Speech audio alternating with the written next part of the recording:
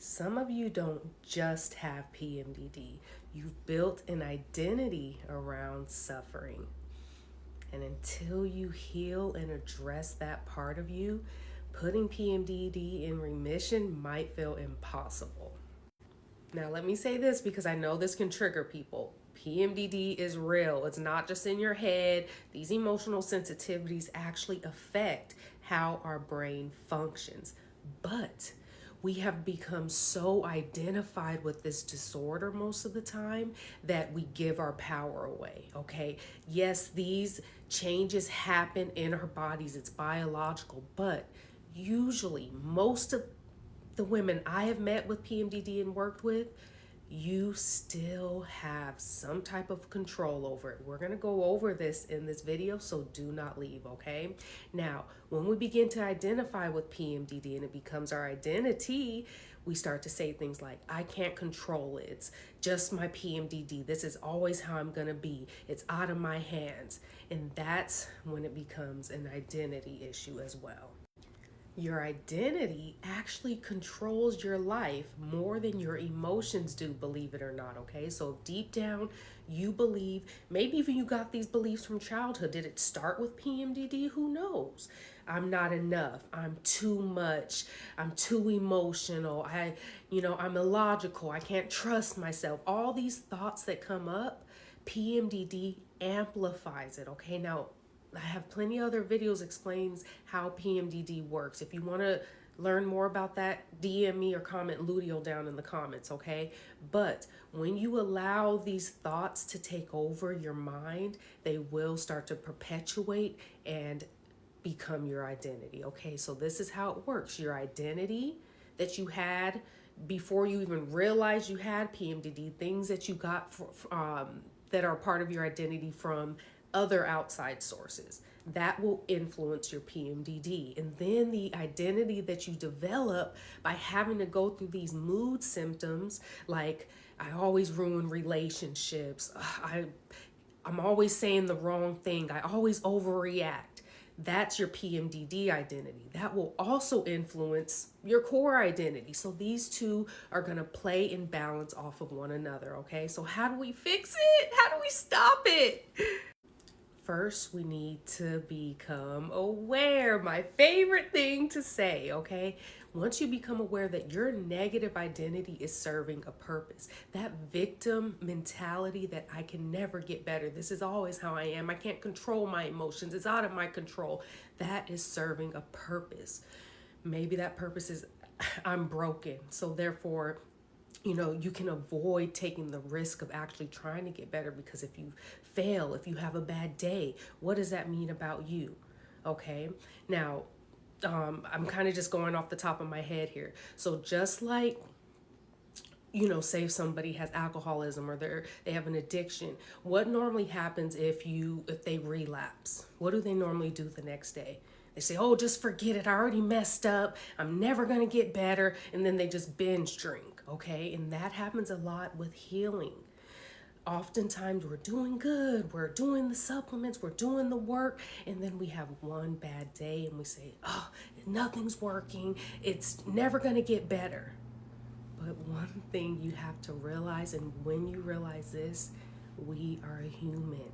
You will never be 100% better. We need to stop trying to avoid uncomfortable emotions, okay? And when we actually learn how to respond to our thoughts, okay, we can't necessarily control our thoughts. Yes, we might have some intrusive thoughts. We might have a negative thought, but it's how you choose to respond to that thought that will make your life better or worse. So just ask yourself, what is this negative identity? What is this belief protecting me from? The I can never get better belief, or I'm just always going to be emotional. What is that actually trying to protect you from? Okay, really think about that. Really think about your childhood, because a lot of the times, most women with PMDD also have trauma, okay? And like I said, that's gonna influence your PMDD and exacerbate the symptoms, all right? So let's go ahead and go a little deeper on this topic. First, I wanna say, if you feel like you're struggling with these things, or maybe you just need like a guide for some deeper inner work around shifting and healing that identity, getting to the core of those limiting beliefs, and not only just becoming aware of them, but actually taking the steps to alter your neural pathways and heal that part of you, okay? Because like I said, that doesn't mean every day is going to be perfect, but you get to a point where you're able to observe these thoughts, okay? I'm getting ahead of myself in the video. I just get so passionate about it, but okay, so there is a space between the stimulus and a response. I'm getting a little scientific on you guys, okay? So what we want to do with PMDD is increase the space between the stimulus, the trigger, and our response, okay? The most severe mental diagnoses is when there's no space between stimulus and response. So for example, I got this off a podcast. He says, Dr. K says, so for example, with psychosis, you say, oh, there's a device in my head making me think things. Now we know there's no device in their head, most likely, most likely, but because they don't take any time between that thought and actually just believing it and taking it as truth, that is the highest level of mental illness, all right? But with PMDD, we, for the most part, every woman that I've worked with, we have some type of autonomy. Now with PMDD, it just makes it harder because our brain is on threat detection at that time. We don't have the calming hormone, the calming effect that the hormones are supposed to give us with these fluctuations, because we have an abnormal response to the fluctuations, okay?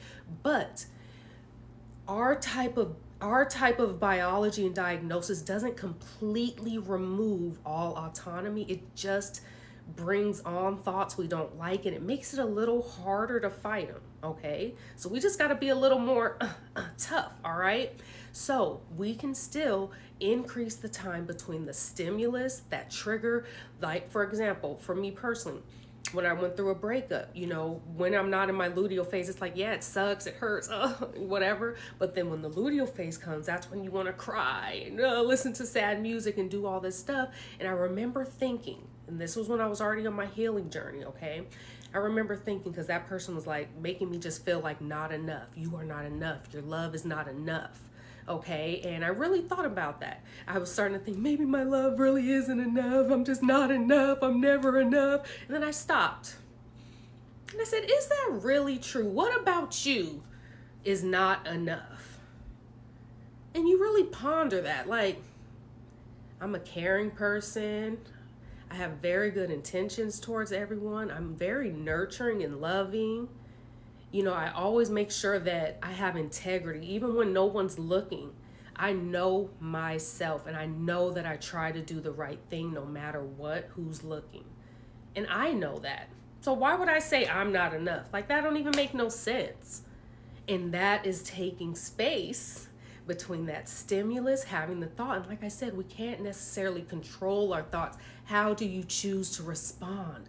The first action is not outward and physical. The first action is how you choose to respond to thoughts. You can have good thoughts, bad thoughts. The ones you tend to are the ones that will grow. The ones you start to push away and challenge will fall away. And again, if you need some extra help with this kind of stuff and you want to be able to dig deeper, do the deeper inner work, comment Luteal, okay? And you want to get this PMDD blueprint while it's on this special, because I'm just releasing it, okay? So if you want more info, plus I have my free luteal phase relief guide. If you want to just get started with the basics and just something to kind of get into your flow of what works and what might not work for you, you can go ahead and just grab my free luteal phase relief guide. But for the people who want to go deeper, I have lots of other offers. Check out my TT bio, DM me. I'm always here to help you. I love you ladies so much, and I really hope this video helps you to understand that remission is possible. You can live a life that doesn't feel chaotic and out of control. You can trust yourself again, okay? Love you guys. See you in the next one. Bye.